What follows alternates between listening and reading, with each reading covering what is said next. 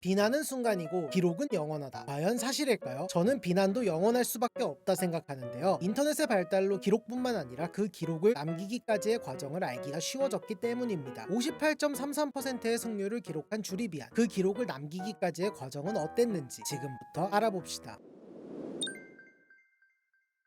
짐승들에게 인간의 식문화를 체험시켜주는 신사 덴트. 냄새에 이끌렸는지 주리비안 한 마리도 와서 훔쳐먹다 걸리는데요. 풀타입 스타팅 포켓몬들은 항상 좋은 성적을 내왔기에 한 감독은 이번에도 주리비안과 함께하려 합니다. 해롱해롱을 사용해 저항하던 와중 자신의 취향에 눈을 떠버린 주리비안. 우나서나 한 감독을 때리던 자극적인 느낌만 떠올랐기에 한 감독 엔트리에 한번 합류해보기로 합니다. 그 덩굴 채찍으로 불비달마 무리를 도와주기도 하고 이어서 슈티의 샤비와 첫 배틀을 하게 됩니다. 해롱해롱의 신기술 리프블레이드까지 사용해 샤비를 쓰러뜨리지만 뒤이어 나온 탱그릴이 덩굴 채찍, 리프블레이드는 저주받은 바디로 봉인해버리고 해롱해롱은 피해버려 리프스톰까지 사용하지만 패배합니다. 슈티는 어떻게 특성 저주받은 바디를 모르냐고 꼽을 주는데 5세대에 처음 등장한 특성을 한 감독이 어떻게 알아 이씨.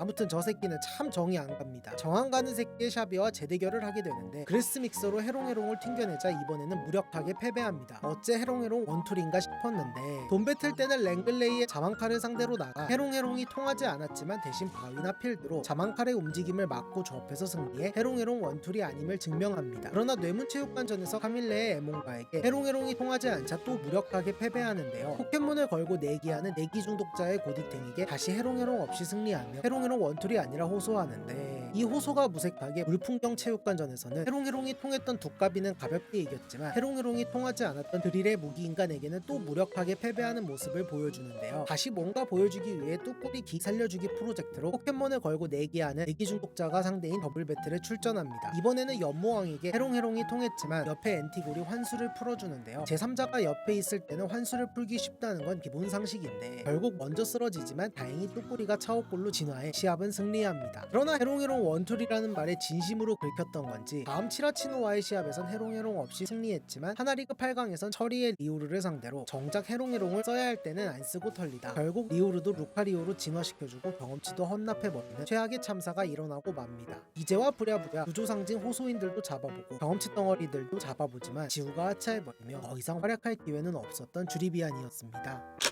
베이리프와 나무킹을 반반 섞은 듯한 성격에 레벨 43에 배우는 리프스톰을 배우고 있고 해롱해롱이라는 상징적인 기술도 있어 많은 기대를 했던 주리비안이었고 실제로도 높은 승률을 기록했지만 주리비안의 기록에 관해서는 참 할 말이 많습니다. 주리비안은 총 12전 7승 0무 5패로 58.33%의 승률을 기록했으며 이는 지우 전체 포켓몬 중 16위에 해당합니다. 최다 연승은 2연승을 2번 했고 최다 연패는 슈티에게 두드려 맞은 2연패입니다. 체육관전은 뇌문체육관, 물풍경체육관에 출전했고 리그는 하나리그에 출전했습니다. 좋은 성적을 기록했는데 뭐가 문제냐 물으신다면 공식전 기록을 보고 대답해드릴 수 있는데요. 공식전은 4전 1승 0무 3패로 25%의 낮은 승률을 기록했으며 공식전만 따로 순위를 매기면 43위로 통산 순위와 공식전 순위가 27위 차이로 가장 크게 납니다. 물론 다른 포켓몬들도 통산 순위와 공식전 순위의 차이는 조금씩 나지만 이 정도로 차이가 큰 포켓몬은 암트르와 역으로 공식전 순위가 26위 더 높은 곤율랭 정도인데요. 암트르나 곤율랭의 이야기는 나중에 해당 포켓몬 영상에서 자세히 다루도록 하고 주리비안의 경우에는 정말 전형적인 스탯 세탁이라 볼 수 있습니다. 이 공식전에서 승리한 랭글레이, 소춘, 추룡, 마야 전부 강자라고 보기 힘들다 생각하는데 랭글레이의 경우 돈배틀, 돈너마이트, 포켓몬 월드 토너먼트 주니어 컵 같은 소규모 배틀 대회에는 전부 출전해놓고도 정작 하나리그에 출전하지 않은 것을 보면 아무래도 배지 8개를 모으지 못한 것 같은데 물론 아이리스의 라이벌이기에 하나리그에는 아이리스가 출전하지 않아 랭글레이도 출전하지 않았다고 생각할 수도 있지만 그런 포켓몬 소믈리에도 포켓몬 코디네이터도 아닌 랭글레이는 대체 왜 여행을 했던 걸까요? 그냥 배지 8개를 모으지 못했다고 하는 편이 덜 비참하지 않을까요? 소추는 이후 하나리그 8강에 오르기는 하지만 주리비안과 배틀할 때는 배지 2개의 트레이너였고 이지나츠와 역상성 듀오에게 패배한 추룡은 포켓몬의 재능을 보는 눈이 전혀 없는 그냥 내기 중독자일 뿐입니다. 마야는 애초에 배틀을 전문으로 하는 트레이너가 아니고요. 이런 친구들 이겨가면서 정작 중요한 공식전에서는 패배만 반복했던 것이 참 안타까웠습니다. 특히 하나리그에서는 대체 왜 잘만 싸우던 해롱 해롱해롱을 안 쓴 건지 너무 답답했는데요. 그냥 리오르 때 해롱해롱 걸고 접했으면 루카리오로 진화하기 전에 잡았을 것 같은데, 사실 작품 외적으로 보면 처리를 억바해줬다는 것이 정설이기에 저 새끼도 참 정이 안 갑니다. 이상으로 주리비안 정리를 마치겠습니다. 다음에는 주리비안을 대신해 하나지방의 풀타입 포켓몬 역할을 제대로 해줬던 베스트 위시 엔트리에 숨겨진 버팀목 모아모에 대해서 다뤄보도록 하겠습니다. 긴 영상 시청해주셔서 감사합니다.